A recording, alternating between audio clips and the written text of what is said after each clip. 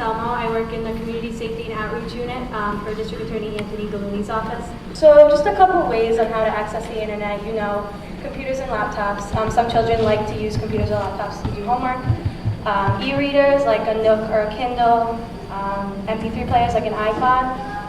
And gaming consoles, Xbox, PlayStation, Nintendo. I'm sure a lot of you are familiar with those. And a cell phone. Cell phones are the most common way that youth are accessing the internet. So Generation Z we focus on because that is our youth today. They fit into the category of elementary, middle, and high school. So Generation Z, we sometimes call it I Generation, is born between 1995 and 2015, which gives them an age range of roughly 4 to 22 years old. It's important to note that this generation is the first born into a digital everything world. Instagram's location sharing feature is called geotagging. So the good news is that Instagram only shares that geotag information if that user decides to share it. But when it comes to Snapchat's location sharing feature, we see it far more concerning than Instagram. And that's just because of how precise and accurate the location sharing is.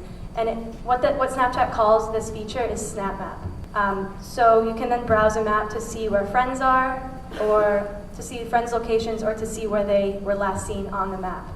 So how that works is that Snap Map is sharing the user's location each time the user opens the app. My name is Rachel Aramo. I am an Assistant District Attorney at the Hampden DA's office. I am currently assigned as the Chief of our Special Victims Unit. Hi everyone, I'm Elena. I'm a sophomore at West Springfield High School. My name is Kevin Malloy. I go to Chicopee Comprehensive High School, and I am a senior. My name is Elizabeth Camiso. I go to Pope Francis Preparatory High School, and I'm a junior. I'm Aaliyah. I am a junior at Munson High School. My name is Abby. I'm a senior at Westfield High School. My name is Deanna, and I am a senior at Agawam High School. Hi everyone, my name is Megan Calba, and I'm a senior at Chicopee Comprehensive High School. Hi, my name is Joseph Caproni, and I am a sophomore at Pope Francis Preparatory School. Hi, my name is Shawnee. I'm a senior at Westfield High School. Hi, my name is Bridget. I'm a sophomore at Longmeadow High School. Hi, my name is Karina Cadrano. I'm a junior at Agawam High School. And hi, I'm Alex, and I'm a junior at Manchog High School. The posting and sharing of photographs or videos of children under the age of 18 is a sizable portion of what my team does. We receive information about these photographs or these videos usually either through school officials. Sometimes other students are bringing it to the school officials' attentions. Sometimes school officials are finding out just because the rumors are going around the school, kind of what we've talked about today. Sometimes we receive referrals through the Department of Children and Families. Sometimes families walk into the police station, and that's how we find out about the videos. Something I want to stress is that the taking of those photographs or those videos by someone under the age of 18 where there is any part of their genitalia or sexual organs are being exposed is called manufacturing child pornography. It's technically a felony offense. Now, I want to stress as well, we are not looking to charge children under the age of 18 with felony offenses, but it is something that is on the books, and it is something that obviously comes to the attention of the DA's office. There have been times where I'm eating lunch and I'm on my phone doing whatever it is. And on iPhones, you can Airdrop, if you know what that is. It's use YouTube and the internet, and you take a photo and you just send it out to everyone else with Airdrop on. And there have been times where I'm eating lunch and I get Airdropped an inappropriate picture. I, of course, deny it because I don't want that. But it happens a lot, and usually the victims don't know that it's going on. I would say that, do I see it very often? No, not 100% of the time. It's not super, super common. I know that there was an instance like a couple years ago in Chicopee where there was Instagram thing that was going on, and they were posting pictures like that from something that they got from other students and stuff like that, and it would have the student's name and all that. But most commonly, I don't think it's really spreading it in my school, at least, in the sense of making it go viral. But you kind of get a general idea from other students and stuff like that there are constantly being pictures sent and stuff like that going on, and then you hear a little back talk from other kids talking about that one person. They're like, oh, this is going on, that type of stuff.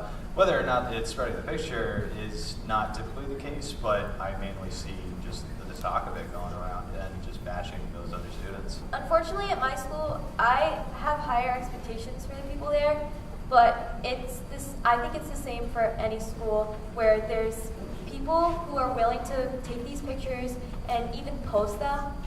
For example, I believe it was last year, there was one girl who has this other social media site called Visco, and she attached it to her Instagram handle, and I think people see it as a more private media site when really they're attaching it to their public Instagram account so anyone can access it, and her nude pictures were on it, and everyone around the school was talking about it.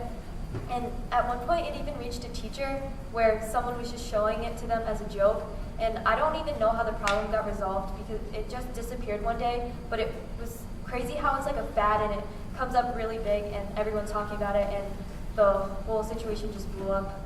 Like you said, people aren't fazed and it goes through really quickly. Like, I feel pretty out of the loop. I don't have Snapchat, and so I don't see it very often, but I can definitely hear people talking about it, and they just, like, someone will come up to me and be like, so-and-so asked me, like, I remember my friend saying, like, so-and-so asked me for a nude, and it was just, like, really casual, and I'm like, okay, like, because people aren't, like you said, they aren't as fazed by it because it just happens so often, and people just talk about it publicly. Like, people will talk about it on the bus, and it just, like you said, it'll be one after another, and one day you hear about one thing, and then the next day it's gone, and there's a new issue, and that happens with any issue on social media, like rumors as well as new photos. Speaking as a senior, I think as high school has gone on, I think that a lot of students have become desensitized to it. I remember in middle school when a girl's nude picture went around, it was the biggest deal. Everybody was so shocked that this could happen, that she would send this. What did her parents think? What did her boyfriend think? It was a really big deal. Let's change this topic. Let's talk about the cyberbullying and the frapping and the catfishes. Do you know anything about that, or do you hear a lot about it? There's definitely aspects of that go on, especially I've seen it in my high school. I know that Finstas are definitely a big thing, and it's not something And that's Finsta's fake Instagram account? Yeah, Finstas basically. A lot of times it's just people making Instagrams and they just talk about their life, and it's just something meant to be personal for a bunch of close friends. But there's definitely aspects where it definitely gets a little bit hostile. I know that I'll never forget the incident where my little brother showed me somebody's Finsta story that just said, "Diana Komazev, please shut up." And that's kind of funny now, but like that was on somebody's account, that was on somebody's private account, and I wouldn't have seen it if somebody didn't forward it to me. And so things like that definitely happen a lot. I also see it on Finstas too, as Diana said, and it's just really disappointing. Joe? Most often when I see this, I think most of the cyberbullying themselves go on in group chats that people create themselves, because on both Instagram and Snapchat you can very easily create group chats that can host up to, say, 50 people, and you can only enter if you get a special invite by adding it someone from your own account. They can't just like join instantly.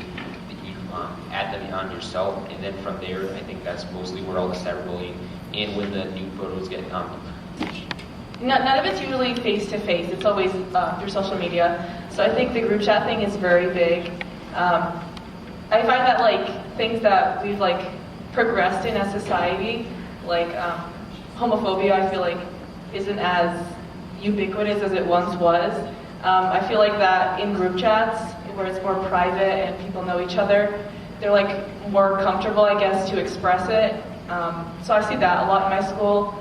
Especially with like groups of boys who are considered, popular. They'll create group chats and they'll like attack kids in their class who they think are like weird or outsiders. And I mean, that's kind of sad, so. Even if the person like doesn't have social media or anything, they don't really know what's going on, and like Bridget said, like you can believe like you have a friend, but in reality they're just fake and they're doing it to seem like, oh well, I'm not a mean person and I didn't really mean it, when in reality when they are saying something they truly do mean it, and the kid that is the victim does not realize that. The young people to my left here do in fact really make this program, and as much as they said nice things about my office and the program of the Youth Advisory Board, I could return that 100 times over. This is such a great group of young people. They do so much for my office, but really for our communities in Hampden County. And they make me very optimistic about the future, and it's just a wonderful program, and these are some wonderful kids. So how about another round of applause for these guys?